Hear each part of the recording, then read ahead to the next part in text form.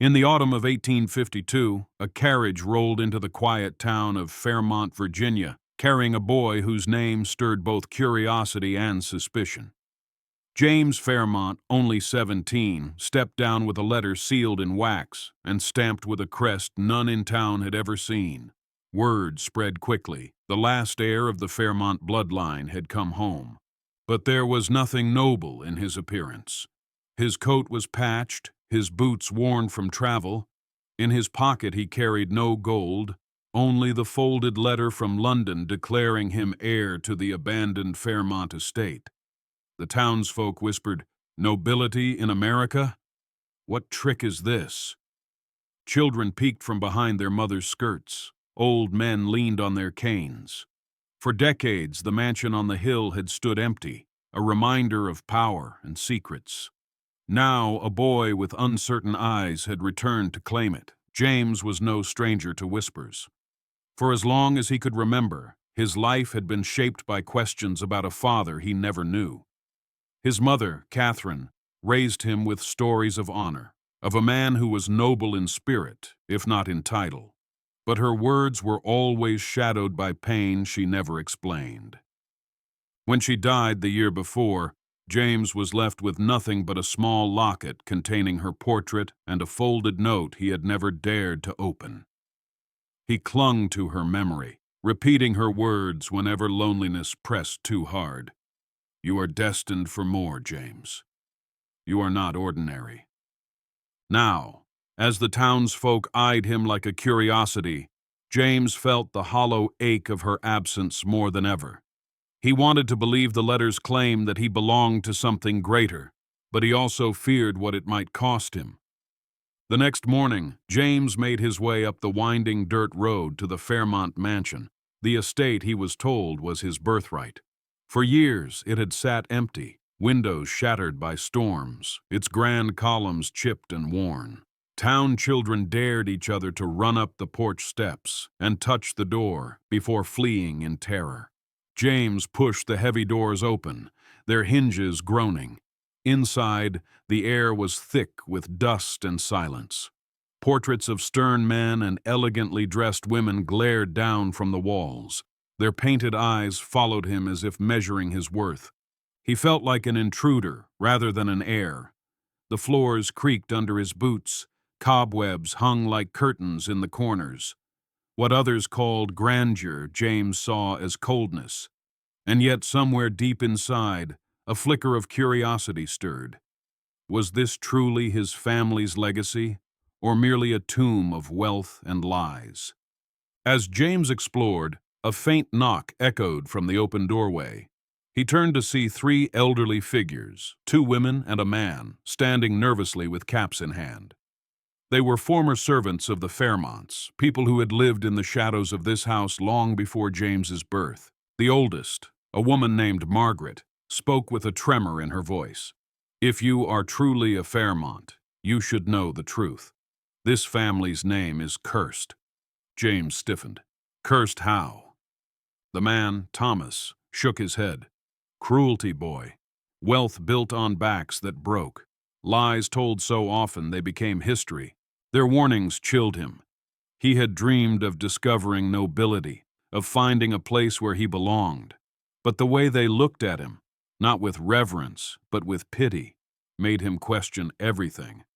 For the first time, James wondered if the inheritance was not a gift, but a burden.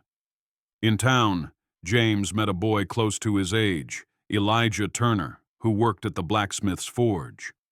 Elijah's hands were rough, his clothes simple, but his eyes were sharp and unflinching.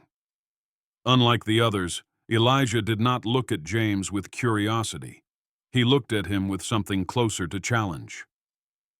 "My father was born in that mansion," Elijah said one evening as they walked by the hill. "Not as a Fairmont, but as a slave." The words struck James like a blow. He had never spoken to someone who tied their suffering so directly to his name. Elijah's voice carried no hatred, only a weary truth. "If you carry that name, you carry the sins too." James wanted to defend himself, to say he had nothing to do with the past. but something in Elijah's steady gaze stopped him. For the first time, he realized his search for identity would not be about finding glory, but about facing history. One stormy night, as wind rattled the mansion's windows, James stumbled upon a loose floorboard in the library. Pulling it up, he discovered a hidden chest bound with rusted iron. His heart pounded as he pried it open with trembling hands. Inside lay stacks of yellowed papers, deeds, letters, journals. As he read by the flicker of candlelight, a sickening pattern emerged. The Fairmont wealth had not come from trade or politics, as he'd been told. It came from human lives, slave auctions, illegal deals, betrayals of friends and kin. His chest tightened as he saw his ancestors' signatures on contracts that sold men, women, and children like cattle. The noble crest at the top of the documents mocked him, its ink sharp and unyielding. James slammed the chest shut, bile rising in his throat. His inheritance was not a treasure, it was a confession.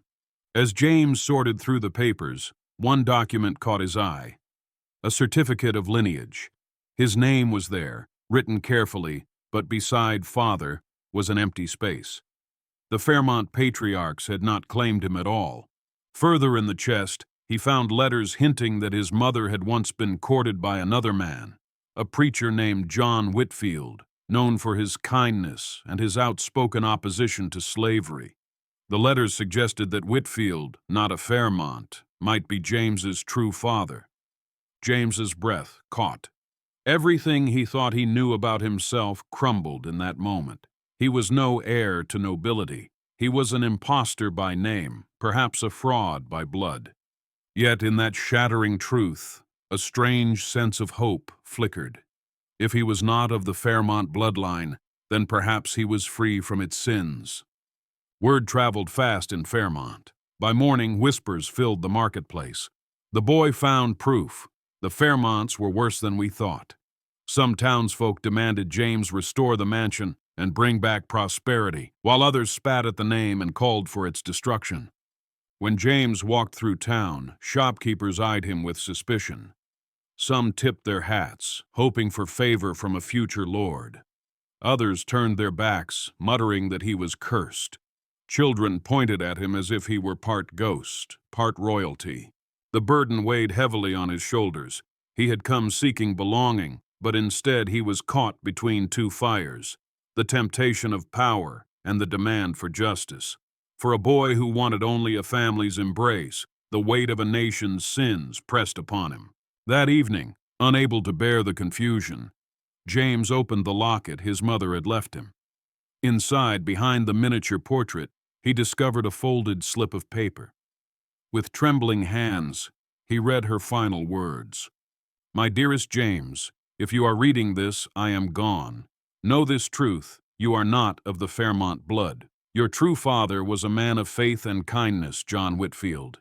I gave you the Fairmont name so the world would not cast you aside. Forgive me for the lie. Remember, nobility is not in the name you carry, but in the life you live." Tears blurred his vision. The truth stung, yet it also freed him. He was not bound to the sins of the Fairmonts, but neither could he deny the weight of their legacy. His path would not be about claiming inheritance. It would be about choosing who he wanted to be. The next day, James sought out Elijah, desperate for someone who could understand his turmoil. Sitting by the forge, Elijah wiped sweat from his brow and listened quietly. Then he began to share his own story. "My grandmother was sold on the very steps of that mansion," Elijah said, his voice low. "My father grew up with scars. Some you could see, others you couldn't. He always told me, we can't choose the blood we're born into, but we can choose the man we become." James stared into the fire of the forge, the sparks leaping like tiny stars. The words echoed the letter from his mother, as if fate itself was speaking to him through Elijah. "You're not responsible for what they did," Elijah continued, "but you are responsible for what you do now." For the first time, James felt a direction forming in his heart, not toward power, but toward truth. Just days after the discovery, two men arrived from London in dark coats and polished boots. They introduced themselves as lawyers, representing the Fairmont estate abroad. Their voices were smooth, their promises glittering. "You are the rightful heir," one declared, sliding a contract across the table. "Titles, land, wealth, all can be yours if you accept your inheritance. The Fairmont name is respected in Europe. You need not trouble yourself with local rumors." James's eyes lingered on the paper. For a boy raised in scarcity, the temptation was overwhelming. Wealth could buy comfort, opportunity, even influence to do good. Yet he noticed their insistence: bury the documents, destroy the chest, erase the stains. The men spoke of nobility, but James heard only the echo of chains and silence. He pushed the contract away, his hands trembling. The London men exchanged cold glances. They had expected obedience. Instead, they had met a boy struggling toward truth. Confused and desperate, James traveled to see John Whitfield, the preacher rumored to be his true father. The old man lived in a modest cottage surrounded by books and the gentle smell of wood smoke. His hair was white, his hands thin, but his eyes were kind. James sat across from him and laid out the letters. "Is it true?" he asked, his voice cracking. "Are you my father?" Whitfield's gaze softened. "Yes, James. Your mother and we loved each other once, but the world was cruel. She gave you the Fairmont name so you might survive. I wanted to claim you, but she feared what would follow." Tears blurred James's sight. He felt both robbed and redeemed. "Then I am not noble," he whispered. The preacher reached across the table and gripped his hand. "Blood does not make a man noble, son. The choices he makes do." James left the cottage with a weight lifted, not the heir to a dynasty of cruelty, but the child of a man who lived by truth. That night, flames erupted on the hill. The Fairmont mansion, symbol of power and sin, was ablaze. People from the town gathered, some with buckets, others with cheers. The fire licked the sky, devouring portraits, curtains, and centuries of silent cruelty. James arrived breathless, Elijah at his side. The heat singed their faces as the roof collapsed with a deafening crash. Some townsfolk clapped, saying justice had finally come. Others shook their heads, mourning the loss of grandeur. James stood frozen, torn between sorrow and relief. He had not lit the fire, yet it burned away the question of what to do with the house. The past, in wood and stone, was turning to ash before his eyes. As sparks rained down, Elijah murmured, "Maybe this is God's way of giving you a clean slate." James stared into the flames and wondered, was it freedom or judgment? When dawn broke, smoke still curled from the ruins. Most of the mansion lay in blackened rubble, but one section of stone cellar had survived. Drawn by a strange pull, James and Elijah descended into the charred earth. There, behind a broken wall, they found shelves of ledgers untouched by fire. James opened one and froze. It was not treasure but a record: names, dates, sales. Hundreds of enslaved people catalogued like livestock. Children's ages, mothers torn from families, men marked with scars. James's hands shook as he read. These were not just numbers. These were lives stolen, dreams extinguished, voices erased. He whispered some of the names aloud, his voice trembling, as if summoning their spirits from the ashes. "This is their story," Elijah said quietly.